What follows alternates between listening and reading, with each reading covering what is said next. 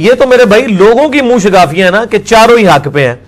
یہ تو بالکل اس طریقے سے ہے کہ یہ جناب گلاس ہے میرے ہاتھ میں, ایک بندہ کہتا ہے جی یہ گلاس ہے, دوسرا کہتا ہے نہیں جی یہ موٹر سائیکل ہے, تیسرا کہتا ہے جی یہ جہاز ہے, چوتھا کہتا ہے نہیں یہ کتاب ہے.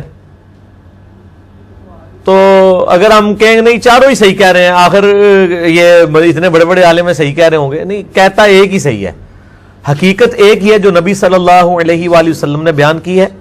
باقی ظاہر ہے کہ روایات آنے میں, تفسیر بیان کرنے میں بیچ میں ایسے جھوٹے راوی شامل ہوئے جنہوں نے اسلام کو بدنام کرنے کی کوشش کی, اس کی وجہ سے دین ٹیمپرڈ فارم میں بھی چیزیں ہمارے پاس موجود ہیں. لیکن صحیح اور ضعیف کا فرق ہمارے محدثین نے کر دیا. اس حوالے سے صحیح مسلم کا مقدمہ اگر آپ پڑھ کے دیکھیں, جو امام مسلم نے صحیح مسلم کا مقدمہ, صحیح مسلم کا حصہ ہے جو میں نے پڑھایا ہے مسند نمبر 36 کے اندر, ضعیف الاسناد اور من گھڑت احادیث کے فتنے کا تحقیقی جائزہ. امام مسلم نے صحیح مسلم کی پہلے 92 روایات اس دلیل پر لی ہیں کہ صحیح حدیث کیوں ضروری ہے اور جھوٹی حدیثیں کس طرح گھڑی گئی ہیں, اور تابعین میں کتنے بڑے بڑے کذاب ہیں جنہوں نے نبی علیہ السلام کے اوپر جھوٹ باندھے ہیں. تو تابعین میں سے یہ ابان بن ابی عیاش تابعی تھا. تو اب آپ دیکھ لیں یہ کذاب راوی ہے, اسی نے وہ روایت گھڑی ہے کہ سیدنا عمر رضی اللہ تعالی عنہ نے سیدہ فاطمہ کو شہید کیا, ان پہ دروازہ پھینک دیا, نعوذ باللہ, یہ جھوٹا آدمی ہے. تو تابعین میں بھی بڑے بڑے کذاب لوگ پیدا ہوئے ہیں.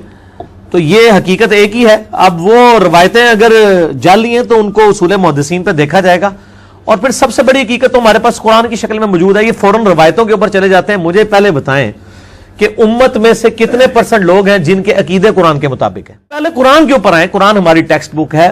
وَأُوحِيَ إِلَيَّ هَذَا الْقُرْآنُ لِأُنذِرَكُم بِهِ وَمَن بَلَغَ.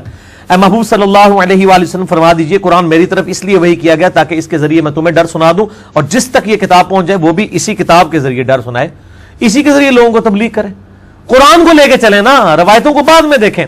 اور روایتوں میں بھی یہ جو 2 مین کتابیں ہیں بخاری اور مسلم, اس پہ تو کم از کم اہل سنت کا اتفاق ہے. شاہ ولی اللہ دہلوی نے حجت اللہ البالغہ میں لکھا ہے کہ بخاری اور مسلم کی تمام متصل الاسناد مرفوع احادیث قطعی الصحت ہیں, ان کی صحت کے اوپر امت کا اتفاق ہے.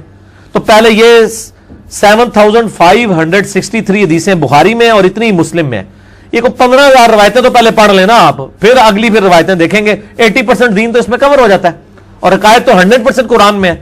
قرآن بخاری مسلم پڑھتے نہیں ہیں اور روایتوں کے پیچھے پڑھتے ہیں. وہ جی حقیقت ایک ہے جی, وہ 4 ہیں, ایک ہی ہے میرے بھائی. جب آپ کو یہ سارے ٹیسٹ پڑھ لیں گے نا, آپ کو پتہ چل جائے گا کہ سارے فراڈ لے کے چل رہے ہیں. صرف صحیح بات جو ہے وہ بالکل واضح ہے, وہ کون لے کے چل رہا ہے وہ آپ کو خود بخود پتہ چل جائے گا انشاءاللہ. کا راستہ اہدنا الصراط المستقیم, اے اللہ ہمیں سیدھے راستے پر چلا. شکر ہے سیدھے راستے پر, راستوں نہیں ہے. صراط الذین انعمت علیہم, راستہ ان لوگوں کا جن پر تیرا انعام ہوا. اور یہ کہتے ہیں جی جناب سارے ہی آگتے نے, تو پھر راستہ کیوں آیا ہے؟ آپ نے جو 4-5 راستے بنائے ہیں اس میں تو ایک راستے والا کہتا ہے کہ جو فاتحہ نہ پڑھے اس کی نماز نہیں ہے, دوسرا کہتا ہے جو فاتحہ پڑھے اس کے منہ میں جلتا ہوا آگ کا انگارہ رکھ دو, اور آپ کہتے ہیں دونوں ہی ٹھیک ہیں.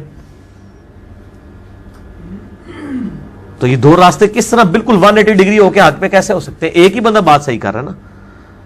ایک بندہ کہتا ہے جی جناب یہ گلاس ہے, دوسرا کہتا ہے نہیں جی یہ گاڑی کھڑی ہے, تیسرا کہتا ہے جی موٹر سائیکل ہے.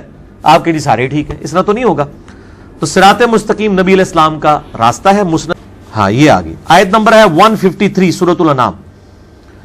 وَأَنَّ هَذَا صِرَاطِي مُسْتَقِيمًا, اور بے شک یہ ہے میرا سیدھا راستہ, وہی صراط مستقیم. فَاتَّبِعُوهُ, اس کی پیروی کرو.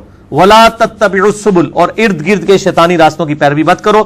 فَتَفَرَّقَ بِكُمْ عَنْ سَبِيلِهِ, یہ تمہیں میرے راستے سے بہکا دیں گے. ذَلِكَ وَصَّاكُمْ بِهِ لَعَلَّكُمْ تَتَّقُونَ, یہ وہ چیز ہے جس کی اللہ تعالیٰ تمہیں وصیت کرتا ہے تاکہ تم اللہ کا تقوی اختیار کرو.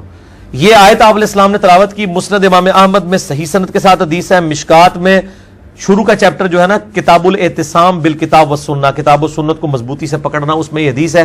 نبی علیہ السلام نے زمین پہ ایک لکیر درمیان میں سیدھی کھینچی, ارد گرد ٹیڑھی لکیریں کھینچی, اور پھر آپ نے یوں اس لکیر پہ ہاتھ رکھ کے کہا وَأَنَّ هَذَا صِرَاطِي مُسْتَقِيمًا, یہ ہے میرا سیدھا راستہ, اس کی پیروی کرو, اور ارد گرد کے شیطان کے راستے. اور آپ نے فرمایا کہ یہ ہر راستے پہ ایک شیطان بیٹھا ہوا ہے جو اپنی طرف تمہیں بلا رہا ہے, اور یہ سیدھا راستہ بیچ میں میرا ہے. یعنی نبی علیہ السلام کا راستہ اور اللہ کا راستہ ایک ہے. مَن يُطِعِ اللَّهَ وَرَسُولَهُ مَن يُطِعِ الرَّسُولَ فَقَدْ أَطَاعَ اللَّهَ.